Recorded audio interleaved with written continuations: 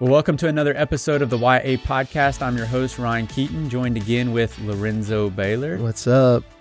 And today we have special guest, Mitch Tidwell. Mitch, thanks for joining us. Yeah, glad to be here, Ryan. Lorenzo, good to see y'all. What's going on, man? Why don't you tell our listeners who you are, a little bit about yourself?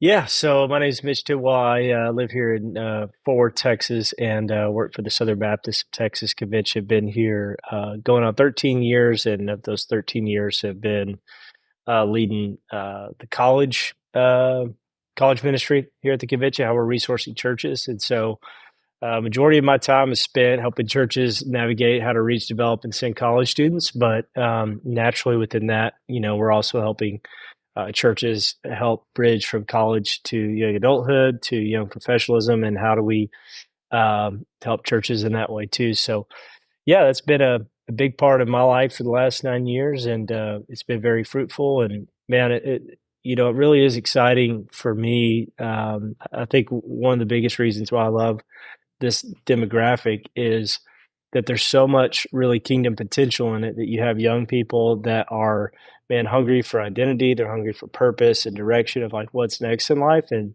for the church to get to come alongside and help shape young people with the gospel worldview and a gospel future, kingdom future, is just a really exciting thing. So, so that's been my life for the past 9 years, and it's been a lot of fun. We've gotten to see a lot of great things happen here in Texas with churches and college and students and young adults. And so, yeah, that's a little bit about me. Awesome. How long have you, you said you did kind of young adult and ministry for the state. How long? Well, this will be my 9th year. So coming up in February, it would be a full 9 years. So Awesome. about 8.5. Oh, that's awesome. Yeah. Have you seen that world change in the last 9 years, the young adult space? Have you seen any changes? Has it stayed pretty consistent?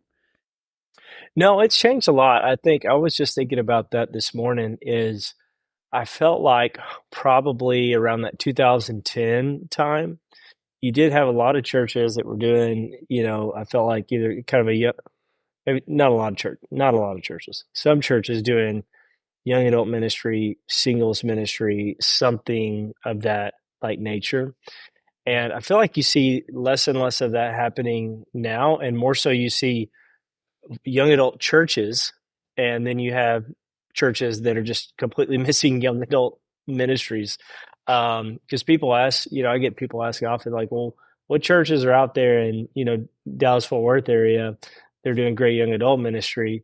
And it's like, well, a lot of the young adults here in the Dallas-Fort Worth Metroplex, they go to churches that are made up of majority young adults. They're not just looking for a young adult ministry within a wide, demographic church. They just go to churches that are, 80% young adults kind of thing. So that's something that I've seen really kind of change. But I feel like, and again, this is just my observation of what I've seen. So it may not be totally what's real, but I probably have a better look at it than many do. But I feel like I'm seeing more and more churches now that are beginning to start young adult ministries, at least here in the Dallas-Fort Worth area, not just Dallas-Fort Worth, but Texas in general, because I actually just started compiling a list and just in my phone as I'm talking to these churches who are actually establishing a young adult ministry with a young adult pastor, young adult leadership team. And that's becoming more and more of a thing. And so it kind of felt like for here, at least in Dallas-Fort Worth area of Texas, that we had young adult ministries. They kind of went away, and you saw a lot of these flourishing of these kind of younger churches. And now feel like you're seeing more and more of these young adult ministries kind of popping up within churches again. So that's just something in particular I've seen here in Texas. How are you seeing God kind of move in some of the spaces that you're in? So you're in colleges, you're helping people bridge that gap. Are you seeing just God do some cool things, or what's going on in your area? Yeah, so much of what we're doing is a focus on, hey, we want to mobilize the next generation. So we're always putting in front of, churches or students. Because like for the majority of my ministry has been more towards the leaders of college students and young adults. And so, what I've been focused on is, hey, I want to help train you to become a better leader of young people and to help reach them, disciple them, and send them. And so that's been the majority of my focus. And man, we've been able to see, man, many like we've had, I know, 4 of our college pastors who are now going to plant churches in these college towns here in Texas to reach more young people, and that's really exciting. And that's kind of the vision we keep putting in front of those leaders. Well, that naturally trickles down to the student body and the young adults as well, to where it's saying, hey, I could, college is great, and I'm going to go to college and I'm going to get a job, or I'm going to jump off out of college and I'm going to go get a job. But hey, what if you went and did it actually in a really strategic kingdom place? And well, let's try to get a church plant off the ground in 2 years. Or hey, let's go join a residency at this church for a couple of years and help with this church. Or hey, let's go overseas and spend your 2 years post college overseas as a young adult, working with something strategic God's doing abroad. And so, man, we've been able to see those things, among other things, man, salvations and baptisms, and young people, just obviously cool stories of young people that are in the midst of freedom of life, freedom to make their own decisions, making terrible choices, but obviously God coming in and redeeming that and telling a new story in their life, and reshaping their life and reshaping their future. And so, man, there's countless of those things going on around the state. I probably have a better understanding of what's happening among the ministers than I do the actual young people. But man, I just hear stuff all the time, and it really is always encouraging when you hear these faith stories of, leaders just, taking a step of faith and saying, hey, I'm kind of leaving what I know behind so I could follow God to what he's calling me to. So I got a question. Mhm.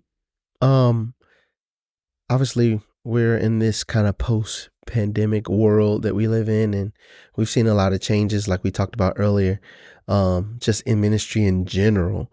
Mhm. What was it like for you kind of navigating that time of like, through, obviously not being able to meet in person and trying to figure out how to stay connected with all of your, with pastors and leaders, or just people that have to steward and shepherd. How did you navigate that? And what is it looking like now that you're like on the other side of it, as people are, starting to just, gravitate, come back together, things like that?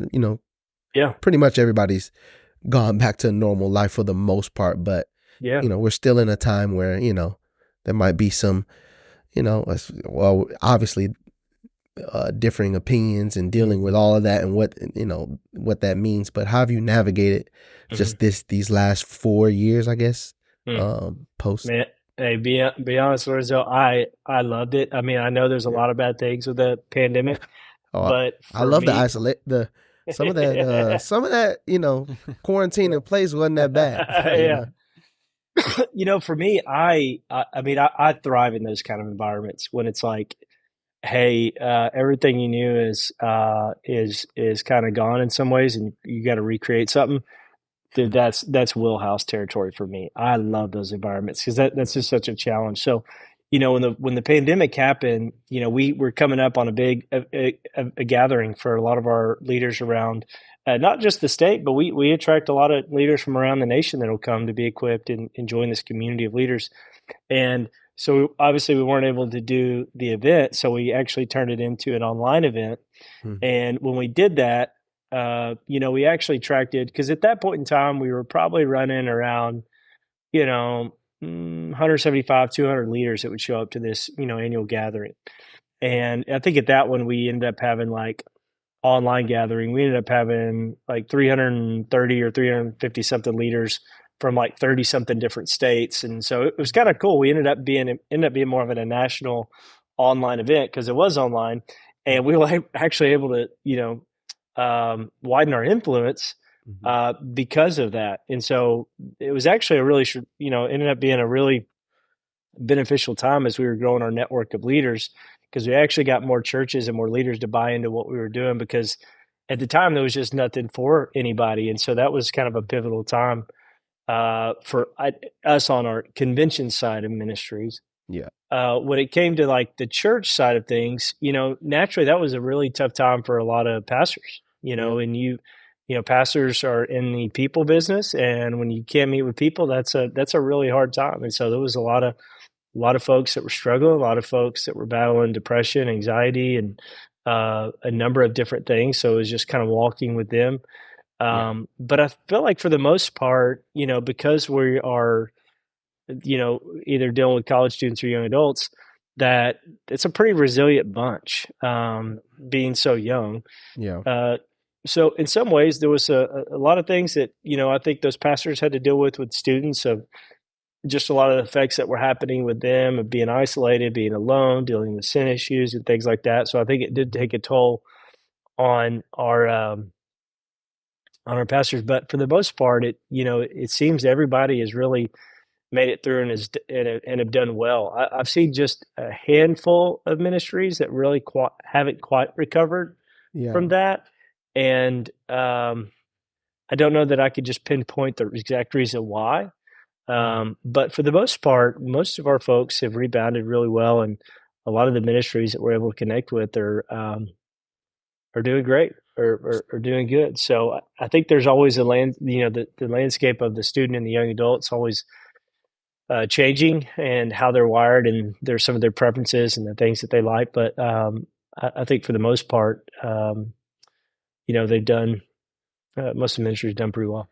Has your approach changed in how you communicate with leaders and kind of work with them in building their young adult ministries? And okay, now, things that you may be suggesting a pastor or a youth leader, I guess not youth leader, but a young adult leader, Mm-hmm. think about that they probably wouldn't have thought about before, like having a online presence, a social media presence, and because we live in a social media age where that's where everybody spends the bulk of their time. So how has your approach changed in terms of how you interact with leaders and things like that, and things that you may suggest that may help them and that they may be needing to think about?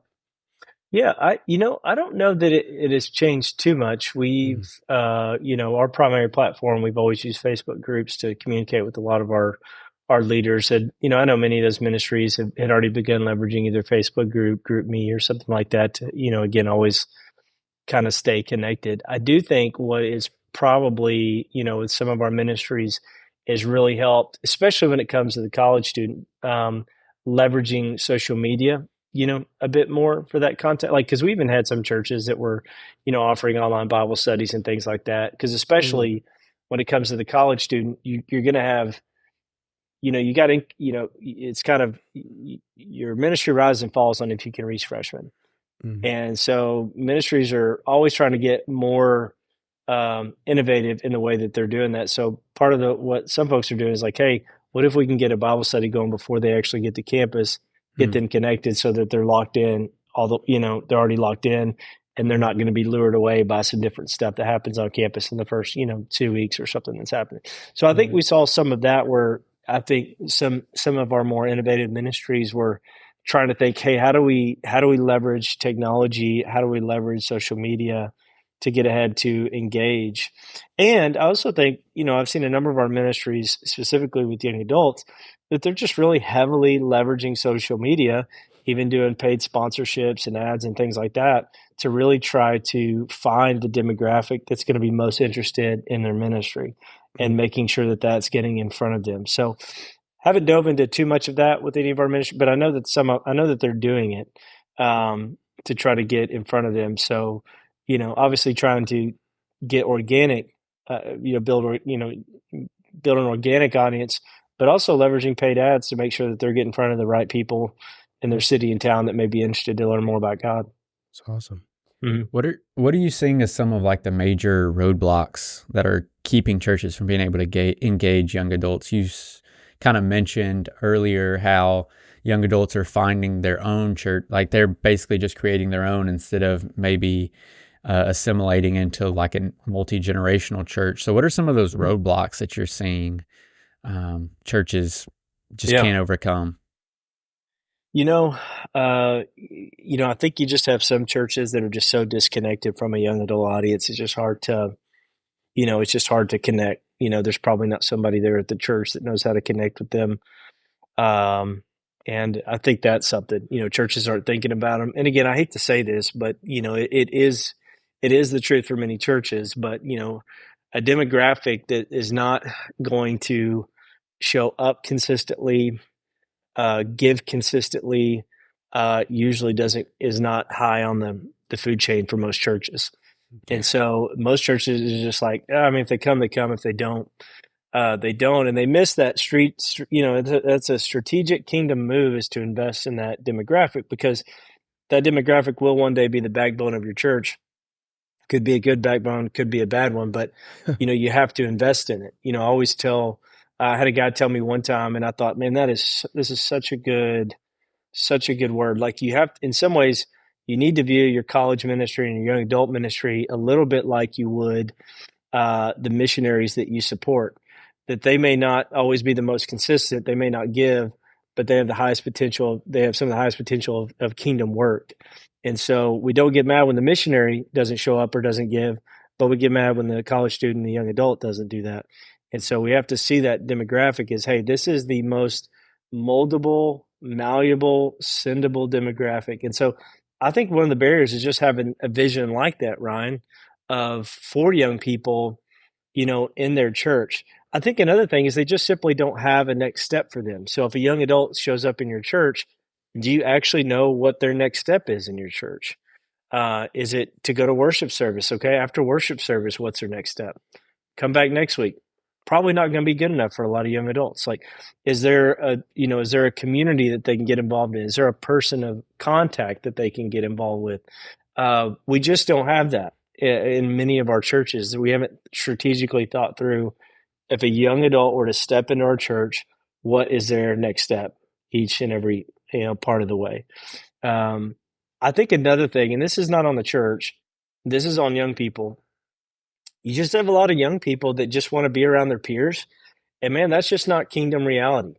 I think some people may say different, but I think the healthiest thing for a young person is to be in a multi-generational church, to be involved with the whole body, to be involved with people in their 80s, to be involved into the nursery, like just to be involved with the entire body. And I think some people just, young people just, they get kind of turned off as like, well, I want to be around more of my peers. Well, hey, I don't blame you. You should find some community with your peers, but just because, a church doesn't have this, giant thriving young adult ministry doesn't mean that that's probably couldn't be a church home for you.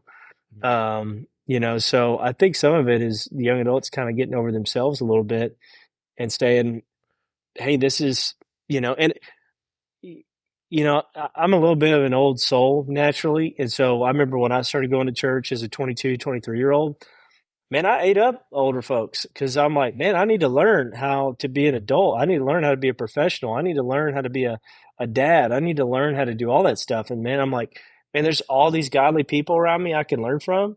That was just invaluable to me. And I had my buddies that I hung out with, but for me, anyways, I'll quit talking about that. But I think that's another barrier right. too. Sure. You're right. Is like, how do we get young people to get a vision of how? Because like, I don't know. I've been in so many meetings like, oh man, young people are going to think this is weird. Young people are going to think that's weird, or that, yada yada yada. And it's like, if we just crap this whole thing around them, we're creating a false reality for them. Like let old people be who they are, even if they're curmudgeon. Let everybody be who they are, because this is just the kingdom. These are people you're going to spend eternity in heaven with, and let's just get used to it. Maybe I don't know. I'm getting closer to 40 this year, so maybe I'm just getting more curmudgeon myself. But that's my rant, man. There you go. I don't know if you experience this. I'm sure you do in Texas. I mean, Texas is just huge, and so you have your major cities, but you have a lot of like rural area as well. And so one thing that we hear a lot is just, well, we just don't have young adults in our community, whether that's a reality or not. Yeah. What would you encourage somebody who that's kind of maybe their thinking, or maybe to some degree their reality? They don't have as many young adults as, for our context, like a Nashville or a Memphis or a Knoxville, for you, like Fort Worth area or wherever that may be, San Mhm. Antonio or something. But what would you like? What encouragement would you give to those people who think, well, we're just not a young adult community, so we're going to have a really hard time engaging young adults? You know, if the church if the church doesn't, I always I always kind of say just kind of go where the grace is.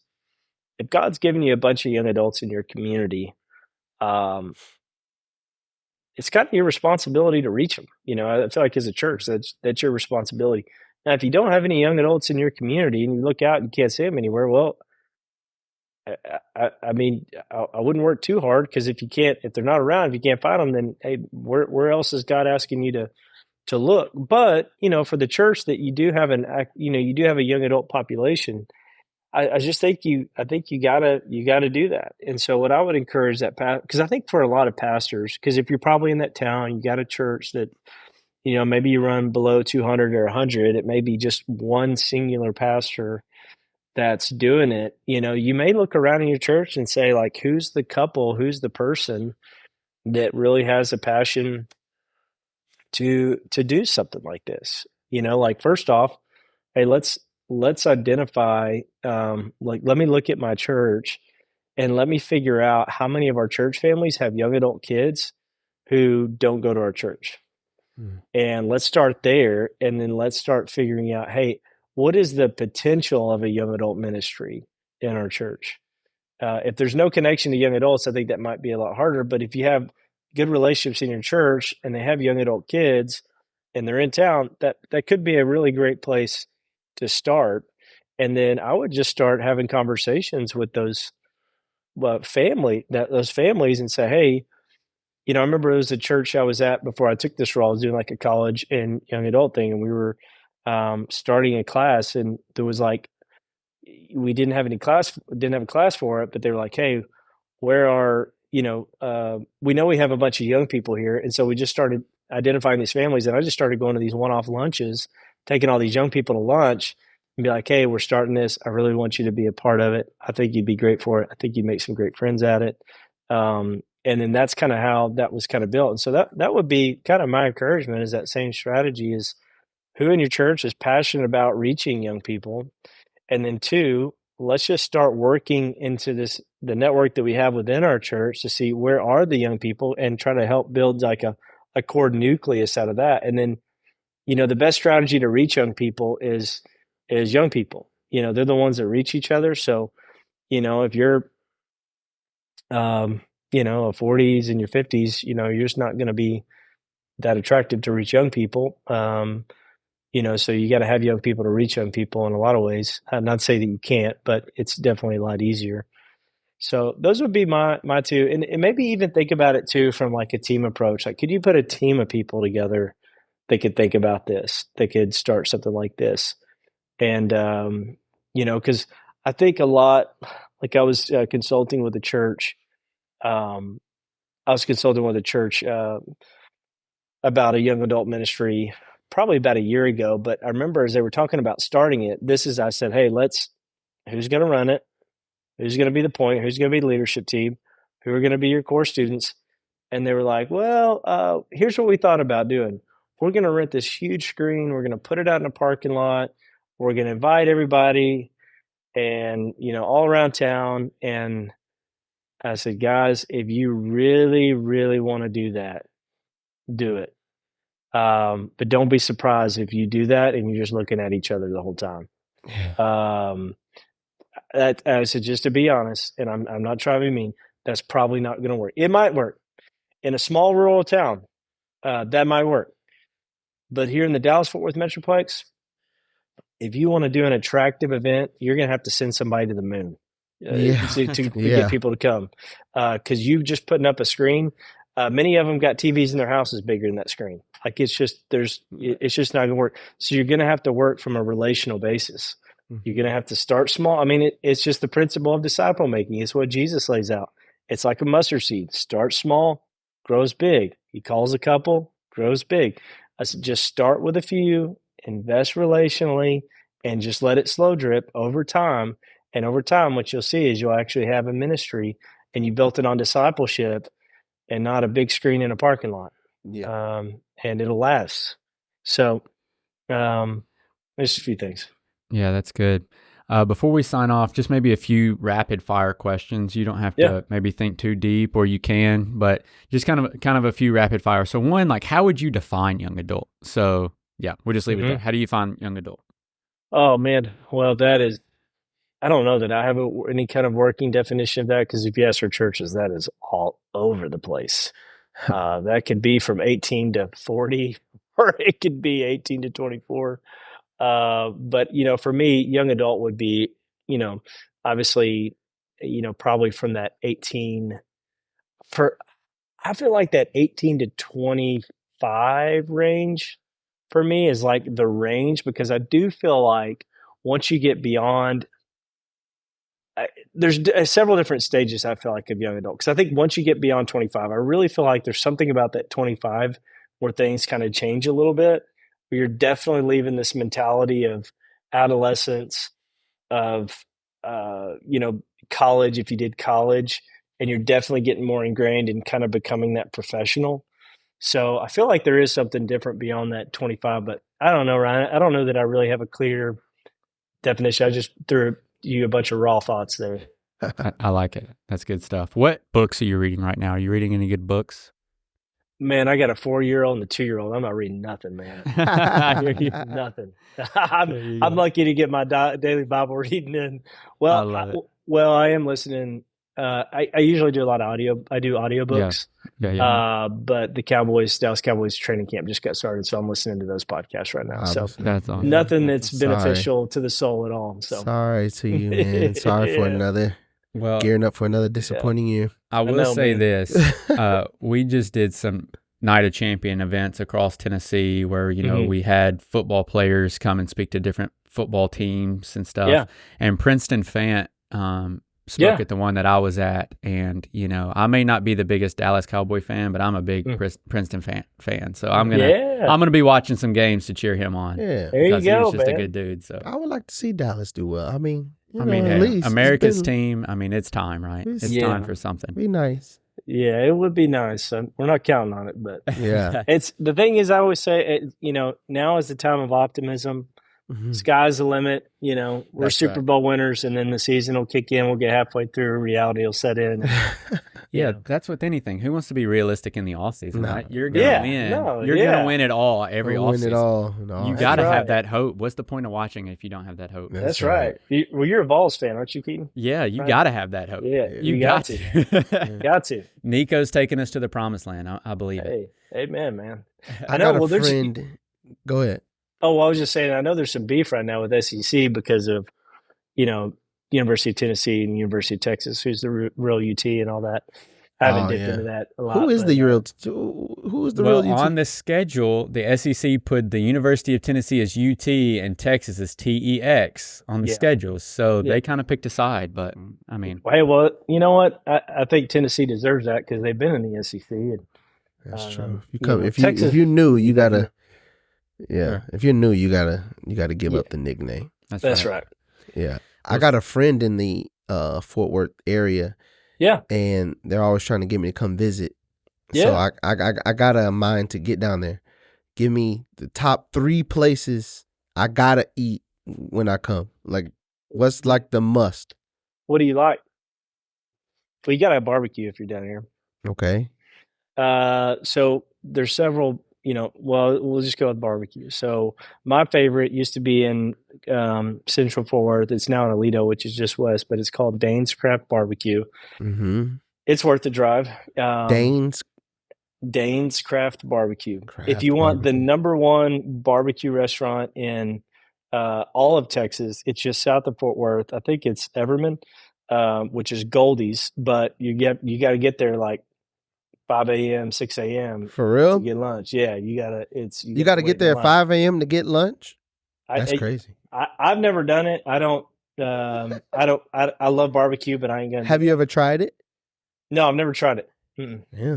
I'm not willing to. I'm not willing to wait. I'm just. That's crazy. You're not willing to wait for the best barbecue in all of Texas? 7 hours. You can make here, your own by then.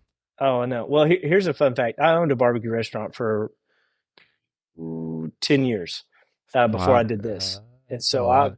I know the So business. you got the I love best it. barbecue in all of Texas. I don't, man. I'll be honest. I was an okay. I was okay at it. So my family and I, we started and operated a barbecue restaurant from 2007, 2017. Obviously, I came out of a lot of the operations of it around 2013. But Yeah. That's awesome. But yeah, Goldie's Panther City barbecue's good. Breaks Barbecue, Hurtado's barbecue, Heim. That's probably the most popular one in Fort Worth. And then you got so I call that, you got coffee. You got first wave coffee, which is like Folgers, Maxwell House. Second wave, Starbucks. Third wave is all this like craft coffee now. Right. I feel like there's a first wave barbecue and there's a second wave barbecue. So first wave in Fort Worth, you're going to look at Cousins Barbecue, Angelo's Barbecue, Sonny Brian's. But then second wave is all those I talked to you about, which is Dane's, Panther City, Heim, all that. So you can't go wrong with those. Just you're going to have to pay some money for them, but it's expensive. Town. But Oh yeah, huge barbecue. You got a list, man. I got a list. Yeah, that was nice. Yeah. Well, Hey, Mitch, shoot me an email. I'll write you up stuff Hook to me go up. do. There you go. Cool. I'll look you up when I get there. Yeah, Well, Mitch, please do. thank you so much. Thanks for joining us today. Do you have any just last minute encouragement that you could give to any of our listeners, who are trying to reach young adults with the gospel? Yeah, man. I say, man, keep at it. I know that it feels like with anytime you're working with young people, and especially you get young adults are making their own decisions. This is the first time in their life they're kind of owning their life and their responsibilities. So it can feel like a roller coaster. But just being that steady gospel presence in their life, that steady leader, it really will pay dividends for the future. Because what you're doing now is shaping their future and everybody they influence's future. And so, man, just keep at it. And again, it's the kingdom of the mustard seed. Just start small, slowly grow. You ain't got to change the world overnight. But man, just steady faithfulness, that's what wins the race. That's awesome. Well, Mitch, if any of our listeners want to get in contact with you, maybe they have some questions or want to follow up, what's the best way they can connect with you? Yeah, you can anywhere on social media at Mitch Tidwell. Feel free to hit me up. You can shoot me an email at mtidwell@sbtexas.com. That's my email. Feel free to reach out. I'd love that. Well, hey, thanks so much for taking some time to hop on this with us. And thank you so much for listening. If this is your first episode, you'll have to go back and listen. We have a whole bunch more episodes in our archive. So go back, make sure to like, share, subscribe. Until we meet again, go win Tennessee for Jesus. Oh, shout out Colby Mike. Thanks for producing this. Sure. See you next time. Peace. See ya. Bye, guys.